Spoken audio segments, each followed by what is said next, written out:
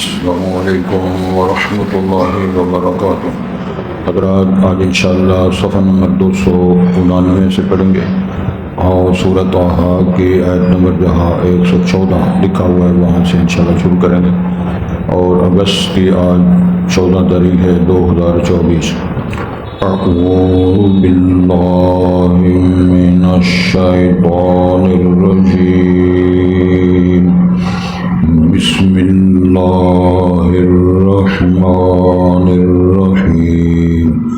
وَلَقَدْ عَهِدْنَا إِلَىٰ آدَمَ مِن قَبْلُ فَنَسِيَ وَلَمْ نَجِدْ لَهُ عَزْمًا۔ وَإِذْ قُلْنَا لِلْمَلَائِكَةِ اسْجُدُوا لِآدَمَ فسجدوا إلا إبليس أبى فقلنا يا آدم إن هذا عدو لك ولزوجك فلا يخرجنكما من الجنة فتشقى إن لك ألا تجوع فيها ولا تعرى وأنك لا تظمأ فيها ولا تضحى۔ فوسوس إليه الشيطان قال يا آدم هل أدلك على شجرة الخلد وملك لا يبلى؟ فأكلا منها فبدت لهما سوآتهما وطفقا يخصفان عليهما من ورق الجنة وعصى آدم ربه فغوى ثم اجتباه ربه فتاب عليه وهدى۔ قال اهبطا منها جميعا بعضكم لبعض عدو فإما يأتينكم مني هدى فمن اتبع هداي فلا يضل ولا يشقى۔ حضرات پہلے الفاظ پر غور فرمائیں۔ ارشاد ہوتا ہے وَلَقَدْ عَهِدْنَا إِلَىٰ آدَمَ، اور تحقیق ہم نے عہد کیا، معاہدہ کیا آدم کو، جناب آدم سے، من قبل، اس سے پہلے، یعنی اس دور سے کہیں زیادہ، جب آدم کی تخلیق ہوئی اور آدم وجود میں آئے۔ فنسیہ، پس وہ بھول گیا، وَلَمْ نَجِدْ لَهُ عَزْمًا، اور ہم نے ان کے لیے کوئی پختہ خیالی نہیں پائی۔ اپنے عزم میں ہم نے ان کو، عزم کا معنی ہوتا ہے پختہ خیال، پختہ ارادہ۔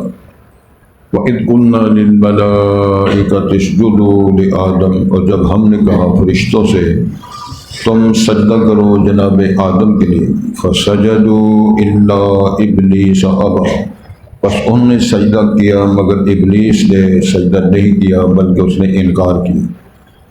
فَقُلْنَا يَا آدَمَ، بس ہم نے کہا، اللہ ارشاد فرمائے اے آدم، إِنَّ هَذَا عَدُوٌّ لَكَ، بے شک یہ تیرا دشمن ہے، وَلِزَوْجِكَ، اور تیری بیوی کے لیے دشمن ہے، فَلَا يُخْرِجَنَّكُمَا مِنَ الْجَنَّةِ، بس آپ کو جنت سے نہ نکلوائے، فَتَشْقَىٰ، پھر آپ کہیں جو نصیبہ اچھا نہیں ہوتا، کہیں ان پر نشیبوں میں آپ نہ ہو۔ ان لک اللہ تجوع فیہا، بے شک تیرے لیے جنت میں ایسا مقام ہے کہ اس میں آپ بھوکا نہیں رہیں گے، ولا تعرا، نہ اس میں ننگا ہوں گے، وانک لا تظمأ فیہا، بے شک تو اس میں پیاسا بھی نہیں رہے گا، ولا تضحی، اور تجھے اس کو دھوپ پہ بھی نہیں چھوڑا جائے گا۔ فوسوس الیہ الشیطان، پس جناب آدم کو شیطان نے وسوسہ ڈالا۔ قال یا آدم، اس نے یہ بات کہی اے آدم، هل ادلک علی شجرۃ الخلد، کیا میں آپ کے لیے رہنمائی نہ کروں جو ہمیشگی کا درخت ہے، وملک لا یبقی، وملک لا یبقی، اور ایسی بادشاہ جائے جس میں کوئی بوسیدگی، اور جس میں ہوتا ہے نا نکما ہونا، یا اس میں جس کو کہا جا سکتا ہے کہ کمزور ہونا، وہ چیز اس میں نہیں ہے۔ فَأَكَلَا مِنْهَا، بس دونوں نے وہاں سے کھا لیا۔ فَبَدَتْ لَهُمَا سَوْآتُهُمَا، بس ظاہر ہو گئی ان دونوں کے لیے ان کی شرمگاہیں۔ وَاتَّفِقَا، اور دونوں شروع ہوئے جناب آدم ہوا، یخصفان علیہما من ورق الجنہ، وہ دونوں ڈھانپ رہے تھے اپنی شرمگاہوں کو جنت کے پتوں سے۔ وَعَصَىٰ آدَمُ رَبَّهُ فَغَوَىٰ، اور نافرمانی کی آدم نے اپنے رب کی، بس وہ بھٹک گیا۔ ثُمَّ اجْتَبَاهُ رَبُّهُ فَتَابَ عَلَيْهِ، پھر اس کو چن لیا اس کے رب نے، پھر اللہ نے اس کی توبہ قبول فرما لی۔ وَهَدَىٰ، اور اس کی رہنمائی فرمائی۔ قَالَ اهْبِطَا، اللہ نے فرمایا تم دونوں آدم حوا اتر جاؤ، جميعا اکٹھے یہاں سے نکلو۔ بعضکم لبعض عدو، اور تم میں سے جو نسل ہوگی بعض بعض کے دشمن بنیں گے۔ فَإِمَّا يَأْتِيَنَّكُم مِّنِّي هُدًى، بس میری طرف سے تمہارے پاس رہنمائی اور ہدایت آیا کرے گی۔ فَمَنِ اتَّبَعَ هُدَايَ فَلَا يَضِلُّ وَلَا يَشْقَىٰ، پر جس نے میرے ہدایت نامے کی پیروی کی، بس نہ وہ گمراہ ہوگا اور نہ وہ بد نصیب رہے گا۔ حضرات، آدم علیہ السلام اور جناب حوا یہ انسانیت کے یہ والدین، ماں باپ ہیں اور مسجود الملائکہ ہیں۔ جناب آدم علیہ السلام کا شرف یہ ہے کہ اللہ نے ان کو اپنے ہاتھ سے ڈیزائن کیا ہے۔ باقاعدہ قرآن مجید کے اندر لکھا ہوا ہے وَخَلَقْتُكَ بِيَدَيَّ، اور یاد رکھیں جناب آدم علیہ السلام اور ظاہر ان کی ذریات یہ ساری مخلوقات کے سب سے آخر میں بنائے گئے۔ قرآن مجید کے اندر ایک سورۃ طاہر ہے، اس کا آپ مطالعہ کریں تو اس میں پتہ چلتا ہے هَلْ أَتَىٰ عَلَى الْإِنسَانِ حِينٌ مِّنَ الدَّهْرِ لَمْ يَكُنْ شَيْئًا مَّذْكُورًا، کیا اس دہر میں، اس دور زمانہ میں کیسا وقت نہیں گزرا جس پر حضرت انسان کا کوئی تذکرہ، کوئی نام و نشان نہیں تھا، نہ اس کو کوئی جانتا تھا۔ اس میں ایک سب سے پہلا اور خوبصورت اشارہ یہ ہے ساری کائنات کا نظام چل رہا ہے، اگر انسان نہ ہو تو نظام کائنات میں کوئی فرق نہیں پڑتا۔ پھر ذرا غور فرمائیں، زمین، آسمان، چاند، سورج، ستارے، فرشتے، جنات، لیل و نہار سب چل رہے ہیں، بحر و بحار کا نظام چل رہا ہے، لیکن اس کے اندر انسان نہ ہو تو اس کائنات کے نظام کو کوئی فرق نہیں پڑتا۔ انسانوں کی پیدائش کے بعد اگر ہوا میں کمی بیشی ہو جائے، آندھیاں طوفان آ جائیں، اندھیرا ہو جائے، گرمی زیادہ ہو جائے، سردی زیادہ ہو جائے تو انسان کو فرق پڑتا ہے۔ اس لیے اللہ تعالیٰ نے ایک تو انسان کو یہ باور کرایا کہ اپنی حیثیت کو ذرا مد نظر رکھیں۔ کچھ نہ تھا تو خدا تھا، کچھ نہ ہوتا تو خدا ہوتا، ڈبویا مجھ کو ہونے نے، نہ ہوتا میں تو کیا ہوتا، ہم نہ ہوتے تو پھر کیا ہونا تھا، ہم جب نہیں تھے تو الہ موجود تھا، اب جب نہیں ہوں گے تو الہ هو الاول والآخر والظاہر والباطن وهو بكل شيء علیم بیدہ ملکوت کل شیء۔ یہ ساری چیزیں ذہن میں رکھتے ہوئے آج کے سبق میں ایک اہم مسئلہ ہمارے والدین کا، جناب آدم حوا کا جب سے ابتدا ہوئی اور اللہ نے فرمایا تھا کہ یہ جنت ہے، یہ باغات ہیں، فَكُلَا مِنْ حَيْثُ شِئْتُمَا وَلَا تَقْرَبَا هَذِهِ الشَّجَرَةَ فَتَكُونَا مِنَ الظَّالِمِينَ، ایک درخت کے پاس بھی جانا، کھاؤ پیو موج ملا کرو، لیکن اگر آپ نے ایسے کیا تو فَتَكُونَا مِنَ الظَّالِمِينَ، تمہارا شمار ظالموں میں ہوگا۔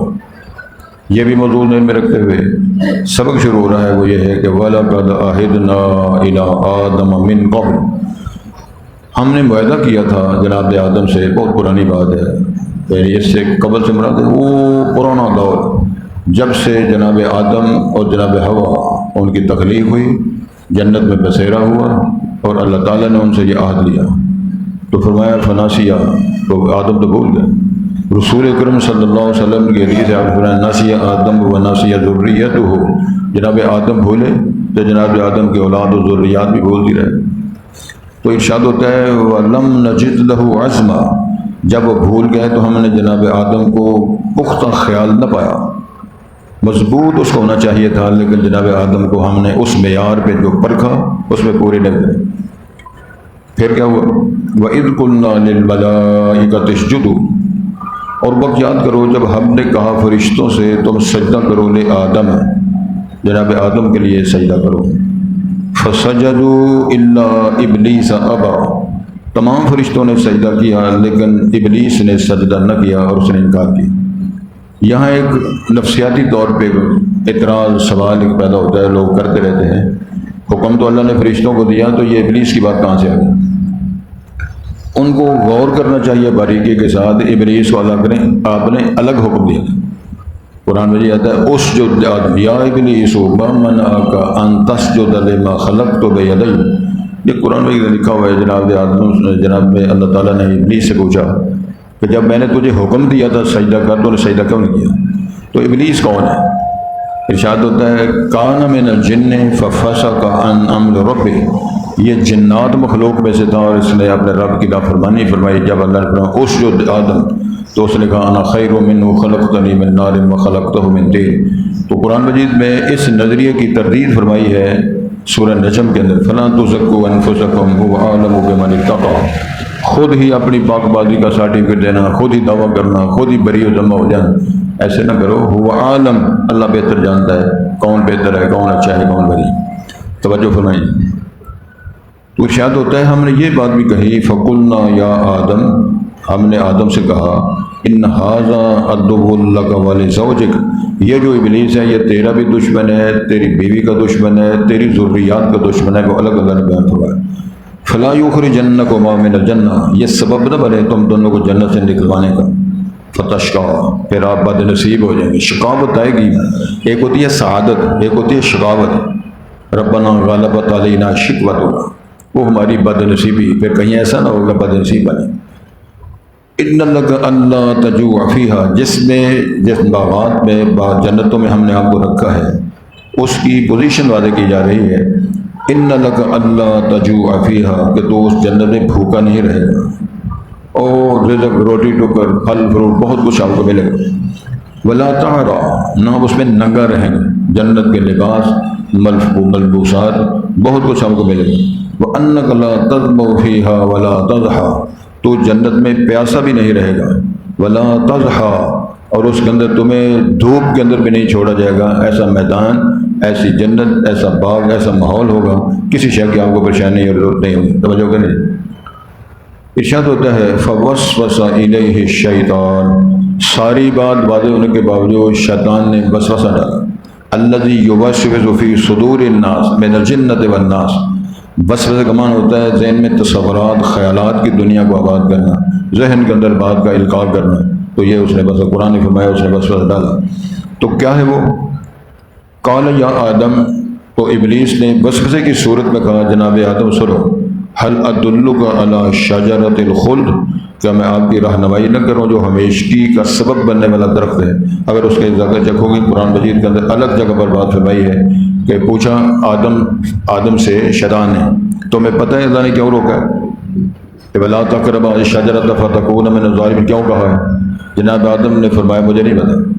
تو ابلیس نے کہا، وہ بھی قرآن مجید لکھا ہوا ہے، ان تکونا ملکین او تکونا من الخالدین، یا تم ہمیشہ رہو، تم دونوں یا فرشتے بن جاؤ گے یا تم دونوں ہمیشہ جنت، یہ ہے ہمیشگی کا درخت، یعنی یہ سبب بنے گا، اگر اس درخت کا ذائقہ چکھ لو گے تو ہمیشہ جنت تمہارے نام الاٹ ہو جائے گی۔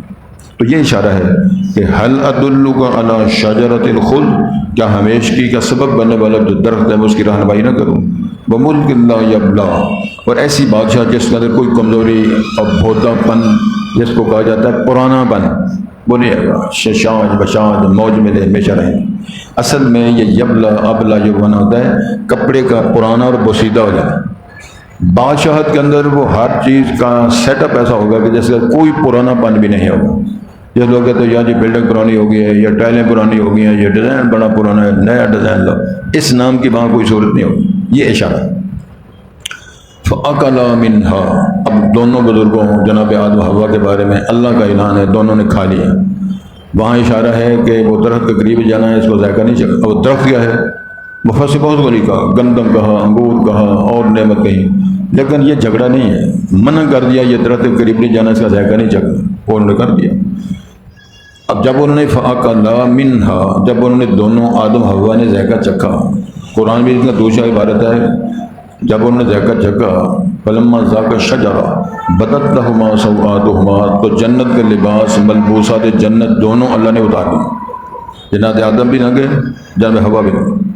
وَاتَّفِقَا يَخْصِفَانِ عَلَيْهِمَا مِنْ وَرَقِ الْجَنَّةِ، اب دونوں شروع ہوئے جناب آدم حوا جنت کے پتے توڑ توڑ کے اپنا سطر ڈھانپ رہے۔ تو مفسرین لکھا ہے اللہ نے فرمایا کہ یہ کیا کر رہے ہو؟ یہ اپنا سطر ڈھانپ رہے، کیوں ایسے کر رہے ہو؟ اور یہ جنت لباس پتہ نہیں کہاں گیا ہے؟ تو اللہ نے فرمایا میں نے منع نہیں کیا تھا، اگر تم نے ایسے کیا فتکونا من الظالمین، پھر ظالموں میں ہو جاؤ گے۔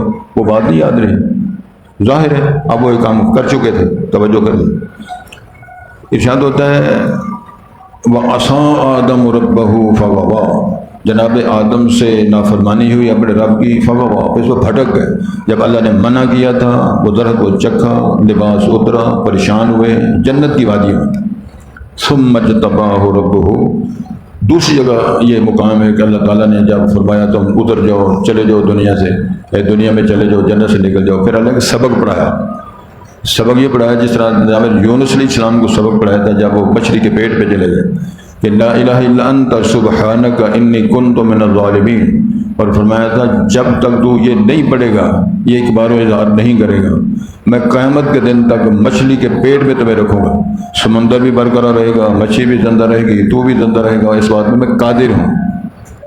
ادھر سبق پڑھایا تم پڑھو ربنا ظلمنا انفسنا وان لم تغفر لنا وترحمنا لنکونن من الخاسرین، پڑھو ایک بار شاید تھوڑا سا۔ تو یہ سبق قرآن مجید میں لکھا ہوا ہے، ربنا ظلمنا انفسنا، اللہ ہم سے ظلم ہوا، کیا معنی ہے؟ نافرمانی کی ہے، آپ نے منع کیا تھا در قریب نہیں جانا، ہم گئے، آپ نے منع کیا تھا اس کا ذائقہ نہیں چکھا، ہم نے چکھا، یہ ظلم زیادتی ہم سے ہوئی ہے۔